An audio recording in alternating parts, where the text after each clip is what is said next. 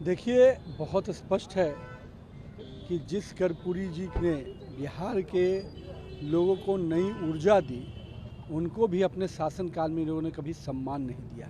सम्मान भी दिया तो केवल गांधी परिवार या लालू परिवार। चालीसा बनाई गई तो लालू जी की चालीसा बनाई गई। कभी जननायक कर्पूरी के बारे में, उनके कामों के बारे में अगर चालीसा बनती तो समझ में आता कि इन्होंने किसी को सम्मान दिया हो।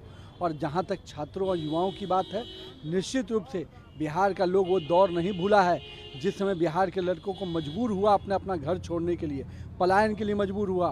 कहीं ना कहीं जो बिहार में रह गए उनको आपराधिक कामों में उतर गए, कोई जीविका का साधन नहीं मिला। और कहीं ना कहीं वो दौर जब चरवाहा विद्यालय बिहार में चलता था तो लोग चरवाहा विद्यालय से दूर होकर बिहार छोड़ने के लिए मजबूर हुए। तो निश्चित रूप से प्रधानमंत्री जी ने जो कहा है कि देश के युवाओं और छात्रों में जिस प्रकार से बिहार के युवाओं के प्रति नकारात्मक था, पिछले 15 वर्षों में नीतीश कुमार 20 वर्षों में फिर से उसको वापस स्थापित किया है नीतीश कुमार की सरकार ने। चुनाव आयोग में कल ऑल पार्टी मीटिंग थी जिसमें ये कहा जा रहा है एनडीए के नेताओं के द्वारा, जेडीयू के तरफ से कि एक फेज में चुनाव हो ताकि छठ और दिवाली का जो समय है उसमें लोग छठ और दिवाली के त्यौहार में आ भी सके और चुनाव में मतदान भी कर सकें। देखिए, सभी पार्टियों ने अपना अपना विषय रखा है। हम लोग भी तरफ से पार्टी ने अपना विषय रखा है और स्पष्ट रूप से बिहार के लोग बड़े संख्या में छठ में आते हैं। निश्चित रूप से वो भी इस लोकतंत्र की प्रक्रिया में भाग लें, ऐसा हम सबका मानना है। तेजस्वी यादव कह रहे हैं कि इस बार उम्मीद करूंगा कि फेयर इलेक्शन हो जाए। तेजस्वी यादव जी जब बूथ लूटते थे उस दिन फेयर इलेक्शन की चिंता नहीं होती थी। जिस दिन बंदूक के नोक पर बैलेट बॉक्स उड़ा दिया जाता था आपके पिताजी के कार्यकाल में, उस दिन फेयर इलेक्शन की चिंता नहीं होती थी। फेयर इलेक्शन ही तो इलेक्शन कमीशन ने शुरुआत किया और उसका शुरुआत बिहार में है।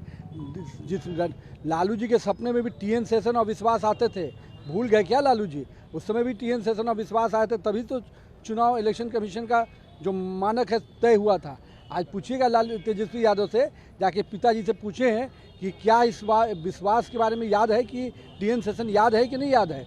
इलेक्शन कमीशन को जिस रूप से लागू किया गया उसका शुरुआत बिहार से हुआ था। पर्दा नशी महिलाओं को लेकर दिलीप जायसवाल ने कहा है कि उनको के लिए भी महिला अधिकारी रहे ताकि जो जांच है वो प्रॉपर हो। 100% जो नकाब पहन के खेल खेलने का प्रयास करते हैं, निश्चित रूप से इस पर कार्रवाई होनी चाहिए।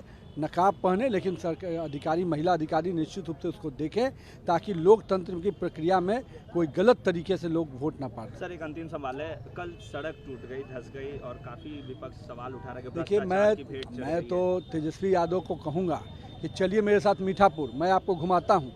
बिना जाने, बिना जानकारी के, बिना विषय को समझे हुए 35 साल 30 साल पहले जो सम्प हाउस में जो ड्रेन गया था, वो ड्रेन का नाला ध्वस्त हुआ।